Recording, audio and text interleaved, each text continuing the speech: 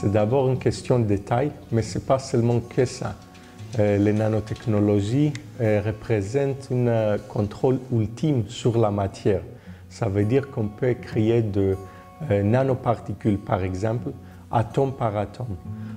Pour faire ça, il fallait développer des outils qui sont très précis et aussi très chers. En utilisant les nanotechnologies, on peut accéder à une taille dans laquelle des phénomènes de la mécanique quantique ils deviennent très importants.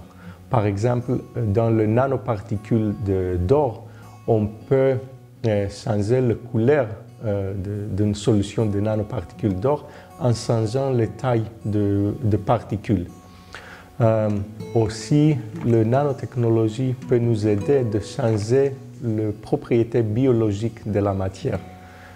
Il y a quelques nanoparticules, par exemple, qui peuvent rentrer à travers la barrière hémato-méningée et ça nous aide de délivrer des drogues dans le cerveau.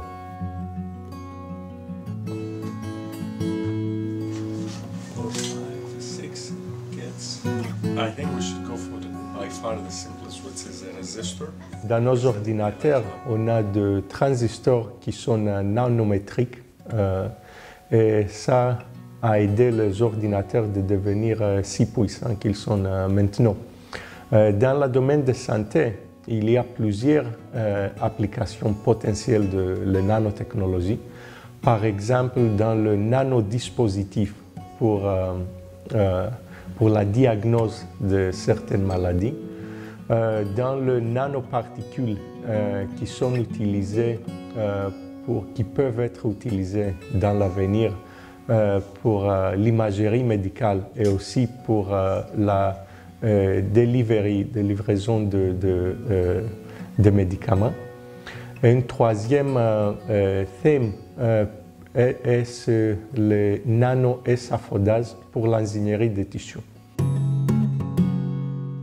On a deux axes d'application primaires dans notre département. Le premier, c'est l'interface avec les neurones. On développe des dispositifs qui peuvent enregistrer les signaux neuronaux dans le cerveau, mais aussi stimuler de l'activité neuronale. Ce type de dispositifs peuvent être des applications dans le domaine de l'épilepsie, mais aussi pour les maladies neurodégénératives comme le Parkinson. Une deuxième application, c'est des dispositifs pour la diagnostic qui utilisent des cellules vivantes. C'est un type de canari dans la mine qui peuvent être utilisés pour la diagnostic, pour la sécurité de l'alimentation, pour l'environnement. Il y a plusieurs des applications. Il y a aussi un troisième axe qu'on vient de commencer, un troisième axe de recherche, et ça c'est l'ingénierie des tissus. Dès qu'on parle des applications chez l'être humain, il faut être très prudent. Et ça veut dire que les applications de nanotechnologie dans la santé aujourd'hui sont dans un état de développement qui va être très long.